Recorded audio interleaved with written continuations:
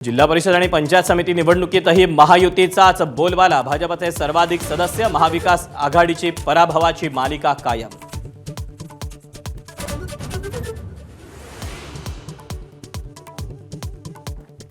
दोन 2014चं शहरी पक्षाचं मिथक भाजपनं खोडून काढलं। जिल्हा परिषद पंचायत समितीतल्या विजयावर फडणवीसांची प्रतिक्रिया। विरोधकांमध्ये इच्छाशक्तीचा अभाव असल्याची टीका।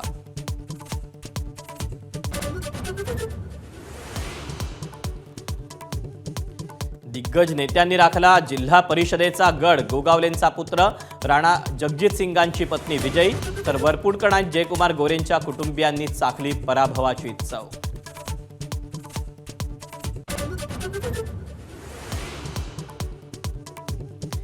एकनाथ शिंदेंना कार्यकर्त्यांकडून वाढदिवसाचं गिफ्ट। जिल्हा परिषद निवडणुकांमध्ये शिंदेंच्या शिवसेनेची चमकदार कामगिरी। कोकणचा गड शिंदेंनी राखला।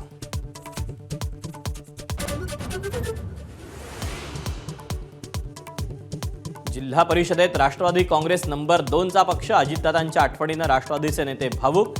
फोटो दादांचा हातात घेऊन कार्यकर्त्यांनाही कोसळलं रडू।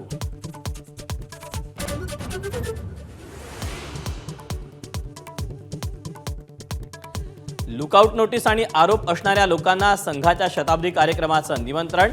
संजय राऊतांचा घणाघात, तर राऊत संघावर बोलून सूर्यावर थुंकण्याचं काम करतायत। भाजपच्या नवनाथ बन यांचा पलटवार।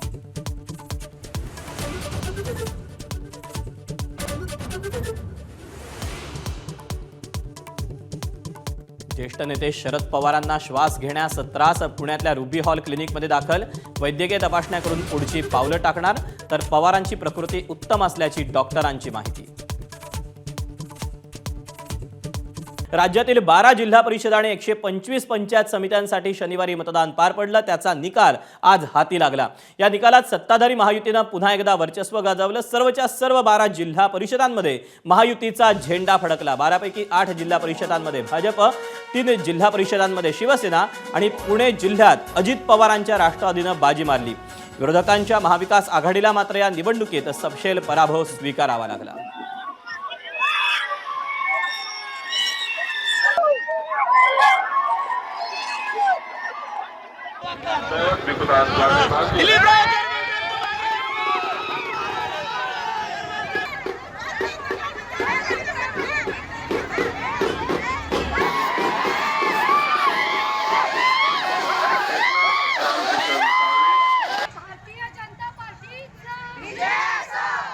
अंतिम टप्प्यातले कल लक्षात घेता महाराष्ट्राच्या जनतेने पुन्हा एकदा महायुतीवरच आपला विश्वास दाखवलेला आहे।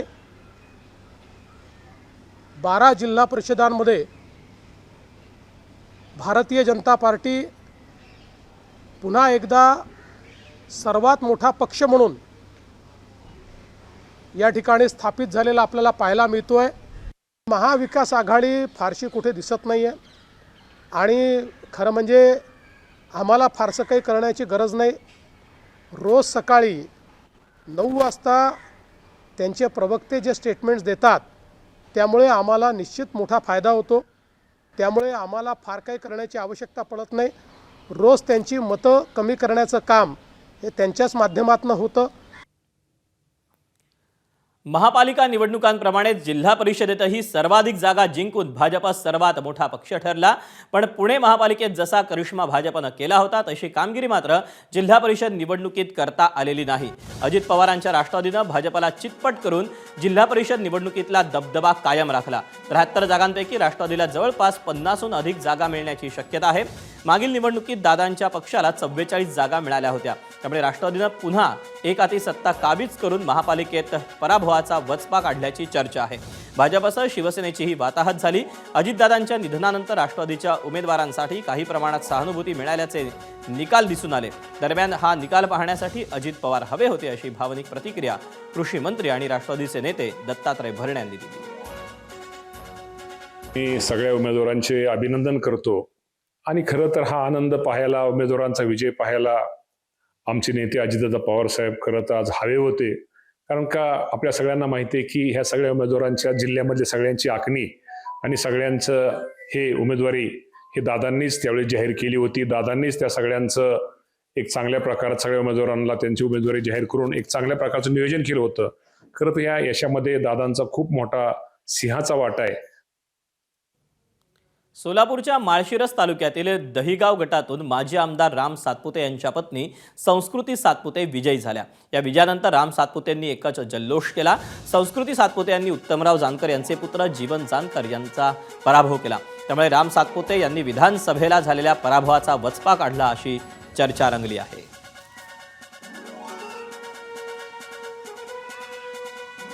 आज मोहिते पाटलाचा घरातला उमेदवार आम्ही पंचायत समितीला पाडला, जिल्हा परिषदला जानकरचं पोरग पाडलं. हा आमच्या कार्यकर्त्यांचा विजय. राज्याचे नेते देवाभाऊ जयाभाऊ यांचा हा विजय आणि यामुळे हा विजय मी या ठिकाणी इथल्या जनतेच्या चरणी समर्पित करतो आणि इथल्या जनतेला त्या ठिकाणी विश्वास देतो. तुम्ही जो विश्वास आमच्यावर टाकलाय त्याला कधीही तडा जाणार नाही. धाराशिवच्या तेर जिल्हा परिषद गटात भाजपा आमदार राणा जगजितसिंग पाटील यांच्या पत्नी अर्चना पाटील विजयी झाल्या. शरद पवारांच्या राष्ट्रवादीच्या राष्ट्रीय युवती प्रदेशाध्यक्षा सक्षणा सलगर यांच्याविरुद्ध अर्चना पाटलांची लढत झाली होती. त्यामध्ये सक्षणा सलगर यांचा पराभव झाला. या निकालानंतर सक्षणा सलगर यांनी मात्र ठाकरेंच्या शिवसेनेचे खासदार ओमराजे निंबाळकरांवर टीका केली. खासदार ओमराजे निंबाळकर यांनी गावकीपेक्षा भावकीला प्राधान्य देत आपल्या भाऊजय अर्चना पाटील यांना निवडून आणलं असा आरोप सक्षणा सलगर यांनी केला. यासोबतच त्यांनी अर्चना पाटील यांच्यावर पैसे वाटपाचे आरोप केले. तसंच सीसीटीव्ही तपासण्याची मागणीही केली.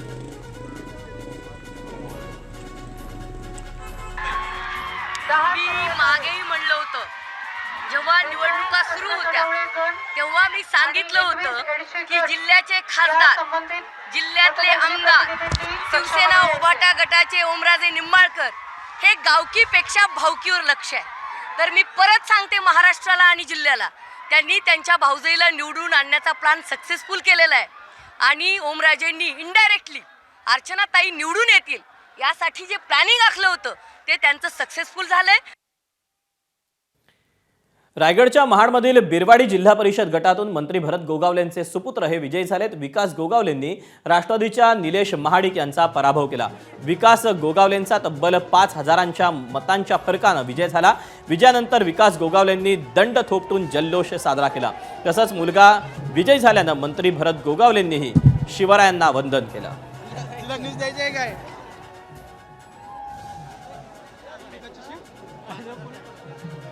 पोलादपूर साईच्या साई, महाडमध्ये 5च्या जिल्हा परिषद आणि पंचायत समिती 10पैकी 9 हे सर्व सीटा शिवसेनेच्या प्रचंड मताधिक्याने निवडून आलेले आहेत आणि आमचा प्रत्येक जिल्हा परिषद सदस्य हा 2000च्या पुढे निवडून आलेला आहे आणि हाच जनतेचा विश्वास जो आम्ही संपादन केला आहे. येणाऱ्या भविष्यामध्ये आता विरोधकांना काय करायचं 2029 आम्ही दाखवू.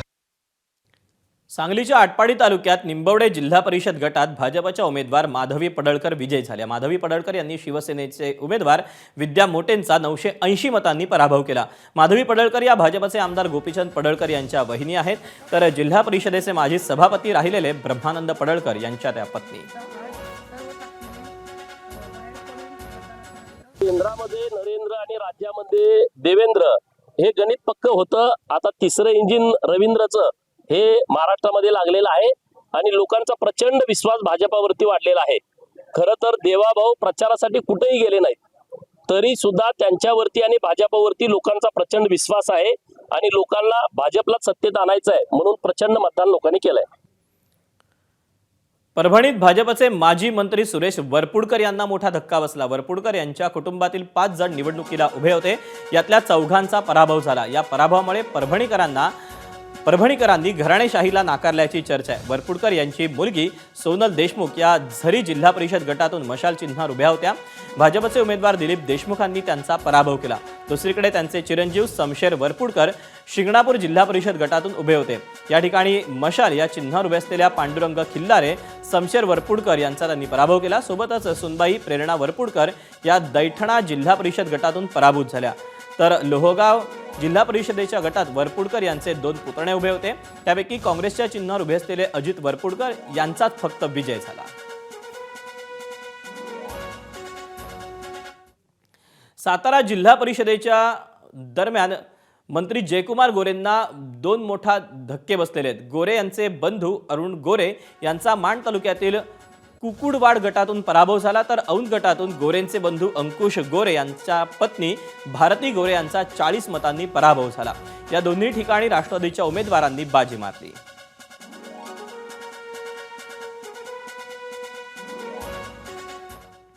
सोलापूर पंचायत समितीच्या निवडणुकीत शिवसेनेचे नेते शहाजीबापू पाटील यांच्या सूनबाई राणी पाटील विजयी झाल्यात. सुनेच्या विजयानंतर शहाजीबापूंना अश्रू अनावर झाले. त्यानंतर शहाजीबापू आणि त्यांच्या कार्यकर्त्यांनी मोठा जल्लोष केला. याआधी झालेल्या नगरपालिकेच्या निवडणुकीतही शहाजीबापू पाटलांना मोठं यश मिळालं होतं.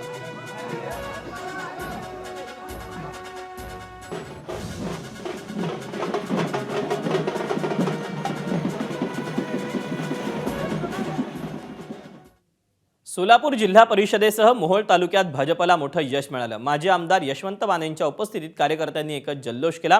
याच ठिकाणी राष्ट्रवादीचे जिल्हाध्यक्ष उमेश पाटील आणि त्यांच्या भावाचा निवडणुकीत पराभव झाला.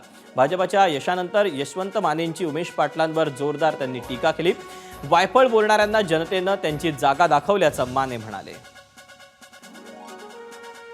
मोहोळ तालुक्यामध्ये खऱ्या अर्थाने भारतीय जनता पक्षाला विजय मिळालेला आहे. 6 पैकी 4 जिल्हाभर जागा आणि पंचायत समितीच्या 12 पैकी 7 जागा राहिलेल्या आहेत. परंतु आम्हाला दुःख एक आहे, गड आला पण सिंह गेला. पेनूर गटातील आमचे रामदासभाई चौरे आणि आष्टीचे समाधान शेळके या दोघांचा पराभव झाला. ही आमच्या मनाला आणि जीवाला लागलेलं आहे. पण येणाऱ्या कालावधीमध्ये आणि मोहोळ विधानसभा मतदारसंघामधील 9 जिल्हा परिषदपेक्षा 7 जिल्हा परिषदमध्ये भारतीय जनता पक्षाला यश मिळालेलं आहे. राष्ट्रवादीच्या उमेश पाटलांच्या पराभवानंतर अनगरमध्येही भाजपनं जल्लोष केला. भाजपचे माजी आमदार राजन पाटलांनी दंड थोपटत उमेश पाटलांना डिवचलेला आहे. पाहूया.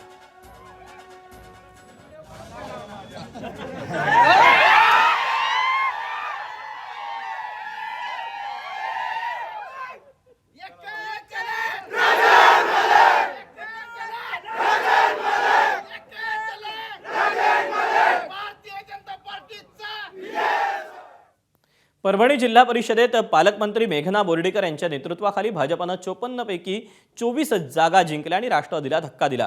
परभणीत सत्ता स्थापनेसाठी भाजपला केवळ 4 जागांची आवश्यकता असून भाजप शिवसेनेला सोबत घेऊन सत्ता स्थापन करणार असल्याचं मेघना बोर्डीकर यांनी एबीपी माझाला सांगितलं. तर 16 जागा जिंकणाऱ्या राष्ट्रवादीचा विचार हा भाजप करत नसल्याची माहिती देखील बोर्डीकरांनी दिली. आनंद होतोय. ग्रामीण भागातील लोकांनी आमच्यावरती विश्वास ठेवला आणि चांगल्या पद्धतीने यश दिलं आणि त्यामुळे पहिल्यांदा जिल्ह्याच्या ग्रामीण भागाचा विकास करण्यासाठीची महत्त्वाची असलेली ही संस्था पारदर्शकतेने ह्या जिल्हा परिषदमध्ये काम होईल आणि जो विचार पंतप्रधान नरेंद्र मोदीजींनी जो विचार मुख्यमंत्री देवेंद्र फडणवीस साहेबांनी आपल्या जिल्ह्याच्या गावांच्या विकासासाठी ठेवलेला आहे तो प्रत्यक्षात आम्ही उतरवू शकू. बातमी कोल्हापूरमधून. कोल्हापुरात भाजप आमदार राहुल आवाडे यांच्या कन्या सानिका आवाडे यांनी निवडणुकीत दणदणीत विजय मिळवला. कोरोची गटातून सानिका आवाडे यांना तब्बल 13,977 मतांनी त्या विजयी झाल्या. या विजयासह आवाडे कुटुंबातील 4थ्या पिढीनं राजकारणात यशस्वी पदार्पण केलं. विशेष म्हणजे सानिका आवाडे या आमदार राजेंद्र पाटील यड्रावकर यांच्या होणाऱ्या सुनबाई आहेत.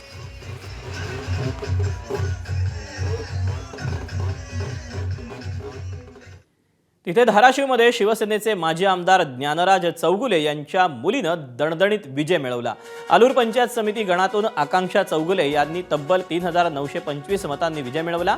या विजयानंतर आकांक्षा चौगुले या उमरगा पंचायत समितीच्या सभापती पदाच्या प्रमुख दावेदार मानल्या जात आहेत. विशेष म्हणजे उपमुख्यमंत्री एकनाथ शिंदे आणि पालकमंत्री प्रताप सरनाईक यांनी आकांक्षा चौगुले यांच्या प्रचारासाठी सभा घेतली होती.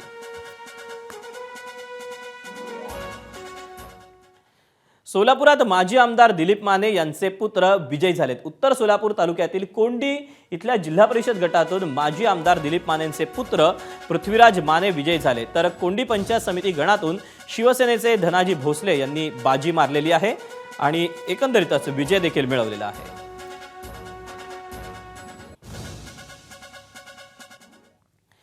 कोल्हापूरच्या पिंपळगाव जिल्हा परिषद गटातून पालकमंत्री प्रकाश आबिटकरांच्या वहिनी विजयी झाल्या. रोहिणी अर्जुन आबिटकर असं त्यांचं नाव आहे. यासोबतच पुष्पनगर पंचायत समितीच्या निकालावरही प्रकाश आबिटकरांचा करिश्मा कायम असल्याचं पाहायला मिळालं.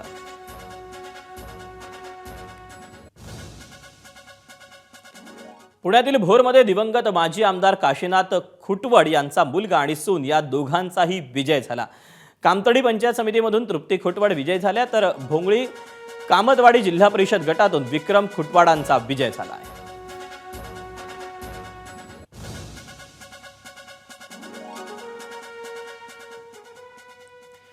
रायगडमध्ये भाजपचे राज्यसभा खासदार धैर्यशील पाटील यांच्या पत्नी निलिमा पाटलांचा 3,500 मतांनी दारुण पराभव झाला. शिवसेनेच्या शर्मिला घोडकेंनी निलिमा पाटलांचा पराभव केला. हा धैर्यशील पाटलांना मोठा धक्का आहे.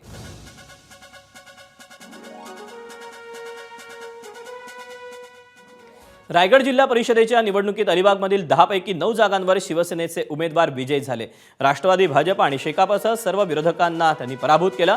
या विजयानंतर आमदार महेंद्र दळवींनी मोठा जल्लोष केला. तसंच मैं हूं डॉन म्हणत विरोधकांना डिवचलं.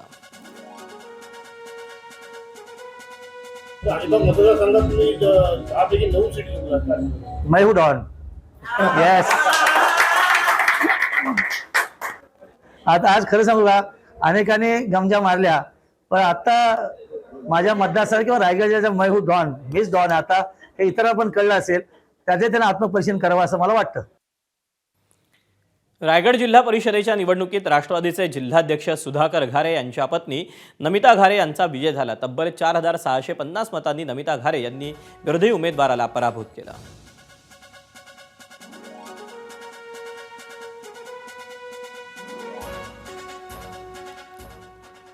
संभाजीनगर तालुक्यातील वडगाव कोल्हाटी गटात चुरशीच्या लढतीत भाजप पुरस्कृत अपक्ष उमेदवार सचिन गरड यांनी अवघ्या 1 मतानं विजय मिळवलेला आहे. त्यांनी शिवसेनेचे उमेदवार हनुमंत भोंडवे यांचा पराभव केला. 1 मतानं निवडून आल्यानंतर गरड यांच्या डोळ्यात आनंदाश्रू तरळले. पण आपण वाळू माफिया आणि ताकदवार उमेदवारांच्या विरोधात लढा दिला. सामान्य माणूस असतानाही जनतेनं निवडून दिलं असं सांगत त्यांनी मतदारांचे आभार मानले. दरम्यान हनुमंत भोंडवे यांनी पराभव स्वीकारत 1 मतानं का होईना पराभव असतो आणि त्या 1 मताची आज किंमत कळाली अशी प्रतिक्रिया दिली.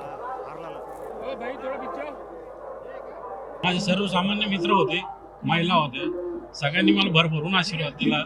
भले 1 मत असेल पण ते 1 मताची किंमत खूप मोठी आहे. हे लोकशाहीने आज दाखवून दिलं. बजाजनगरच्या विकासासाठी भाजपच्या माध्यमातून 100% शौचालय, कचरा, विकास कामं याच्यावर भर देऊन मी जनतेची सेवा करणार आणि येणाऱ्या काळात या 1 मताचं महत्त्व होऊनच लोकांशी अजून माझी जिम्मेदारी वाढली की चांगलं वागून त्या पद्धतीने मी करणार. ठीक आहे. निवडणूक आहे, निवडणुकीमध्ये मतदार राजा जो काय निर्णय घेतो तो सगळ्यांनी मान्य करणं सगळ्यांना कंपल्सरी आहे.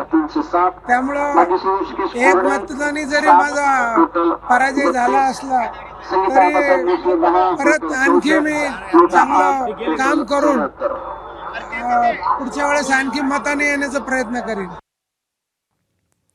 सिंधुदुर्ग जिल्हा परिषद आणि पंचायत समिती निवडणुकीत राणे ब्रँडचीच हवा असल्याचं दिसून आलं. गेली 25 वर्ष पक्ष कोणताही असो इथल्या जिल्हा परिषदेवर राणेंचंच वर्चस्व राहिलं. यंदाही राणेंच्या नेतृत्वात महायुतीनं मोठी बाजी मारली. जिल्हा परिषदेच्या 50 जागांपैकी भाजपनं 27 तर शिंदेच्या शिवसेनेनं 13 जागा जिंकल्या. या विजयानंतर मंत्री नितेश राणेंनी विजय उमेदवारांना पेढे भरवत आनंदोत्सव साजरा केला. यावेळी सर्व उमेदवारांचं कार्यकर्त्यांमध्ये उत्साहाचं वातावरण पाहायला मिळालं. आता निकालाच्या नंतर महायुती म्हणून हे जे काही मस्ती करणारे जे लोक आहेत, अदृश्य हाताच्या नावाने महायुती आणि सिंधुदुर्गाच्या विकासाला गालबोट लावणारे जे लोक आहेत, अदृश्य हाताच्या नावाने आमच्या जिल्ह्यामध्ये भारतीय जनता पक्षाच्या कार्यकर्त्याच्या विरोधात काम करणारे हे जे लोक आहेत, त्या अदृश्य हाताला आता बाजूला करण्याची वेळ निश्चित पद्धतीने आलेली आहे. आणि यानंतर वळूया पुढच्या बातमीकडे. राष्ट्रवादी काँग्रेसचे ज्येष्ठ नेते शरद पवार यांना प्रकृती अस्वास्थ्यामुळे पुण्याच्या रुबी हॉल रुग्णालयात दाखल करण्यात आलं. पवारांना खोकला आणि श्वसनाचा त्रास जाणवत होता. या संदर्भात डॉक्टरांनी पवारांची प्रकृती स्थिर असल्याचं सांगितलं. यावेळी रुग्णालयात सुप्रिया सुळे, सदानंद सुळे, रोहित पवार आणि पवारांचे वर्गमित्र विठ्ठल मणियार हे दाखल होते. दरम्यान सुप्रिया सुळेंनी स्टेटस ठेवून शरद पवारांची प्रकृती उत्तम असल्याची माहिती दिली आहे.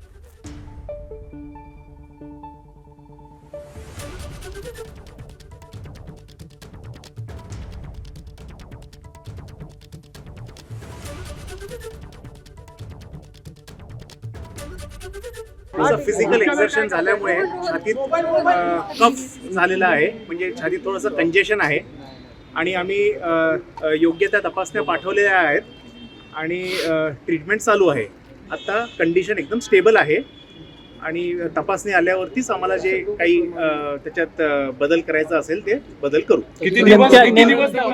आता तपासणीचे रिपोर्ट आल्याशिवाय आम्ही आता काही सांगू शकत नाही. आता कंडिशन स्टेबल आहे आणि तपासणीचे रिपोर्ट आल्यावरतीच आम्ही पुढची ट्रीटमेंट काय बदल करायचे ते ठरवू. गेल्या 12-13 दिवसामध्ये फिजिकल स्ट्रेस म्हणजे तुम्ही बघितलं असेल, पवार साहेब स्वतः बऱ्याच ठिकाणी जात होते, लोकांना भेटत होते, त्याच्यामुळे थोडासा स्ट्रेस आला आणि आपण ज्याला कंजेशन म्हणतो म्हणजे कफ हा थोडासा काही प्रमाणात तिथं झालेला आहे. आता पुढच्या काही वेळामध्ये रिपोर्ट्स येतील. माझ्या अंदाजाने इथंच 1-2 दिवस ठेवलं जाईल आणि गाडीलीच त्यांच्या प्रायव्हेट गाडीने मुंबईला साहेबांना त्या ठिकाणी नेलं जाईल. त्यांना कृपा करून इतर पेशंटच्या हितासाठी इथं कुणीही गर्दी करू नये. दरम्यान यावर मुख्यमंत्री फडणवीस काय म्हणाले आपण पाहूया. कदाचित आता या ज्या काही सगळ्या घटना झाल्या त्याच्यामध्ये बराच स्ट्रेस हा झालेला असू शकतो त्यांना, पण मला विश्वास आहे की त्यांची तब्येत ठीक होईल आणि आमच्या सर्वांच्या प्रार्थनाही त्यांच्यासोबत आहेत, आमच्या शुभेच्छाही त्यांच्यासोबत आहेत. त्यामुळे निश्चितपणे ते अतिशय नीट बरे होतील. एबीपी माझा, उघडा डोळे बघा नीट.